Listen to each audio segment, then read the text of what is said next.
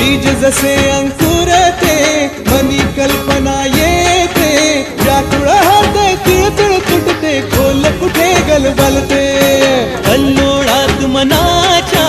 बीज चमकुनी जाते शब्दांचे अन गीतांचे हे झाड पुरे मोहरते हा गौरव संगीताचा हा गौरव कवी मनाचा हे हृदय पुष्प रसिकांच्या चरणी अर्पण करणाऱ्यांचा